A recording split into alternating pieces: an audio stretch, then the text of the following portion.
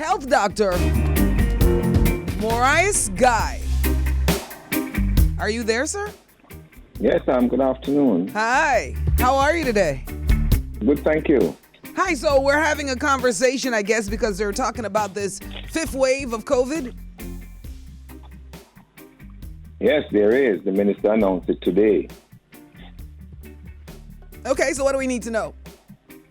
Well, first of all, I think the government was late in announcing this because from about, I've been on the air 3 weeks ago saying that we are at the fifth wave. And what I find strange is the government is saying, the minister said today that the data of the 22nd of April was what suggested that the inflection point was there to suggest that we are on the fifth wave. Now, this is 4 weeks down the road, but we are where we are. Aside from the political side of it, what do we citizens need to know to protect us and make sure? We are where we are, and that's where I'm going. Mm-hmm. The matter, and it's not a political thing, it is the fact. The reality is that we need to protect ourselves by wearing the mask, as has always been the case. Secondly, we need to ensure that when we go in enclosed spaces that we, whether it is mandatory or recommended, that we seek to protect ourselves by wearing the mask. We need to encourage our citizens, those who are not vaccinated, to get vaccinated.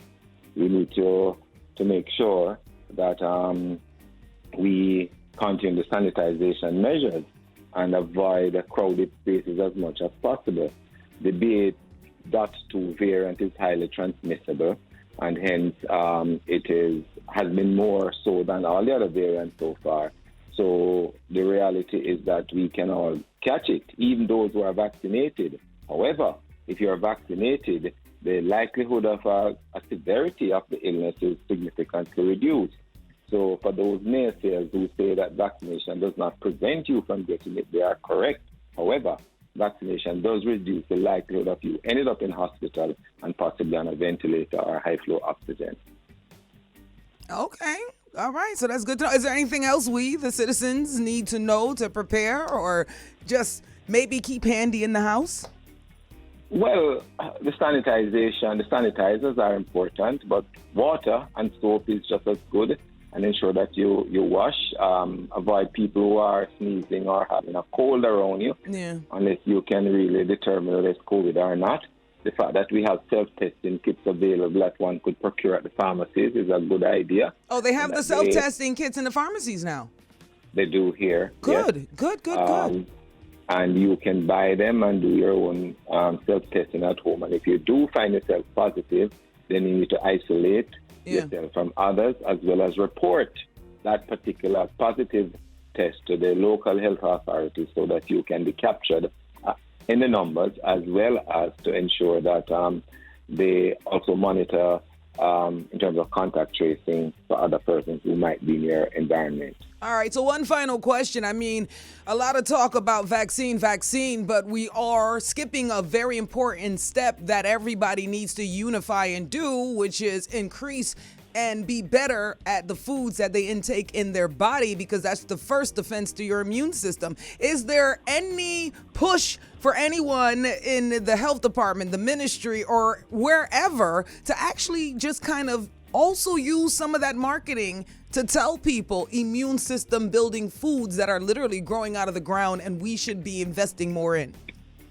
Well, I can say with some amount of limited effort, the Ministry of Health is doing that, particularly as it relates to the NCDs or the non-communicable diseases such as hypertension, diabetes.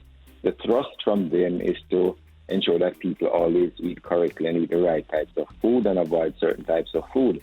But food is not only the only part that boosts your immune system. Exercise also does. Absolutely. And it is a combination of both of those two measures, which getting will help, frequent fresh air, getting sun, rest when you need to get rest, adequate sleeping.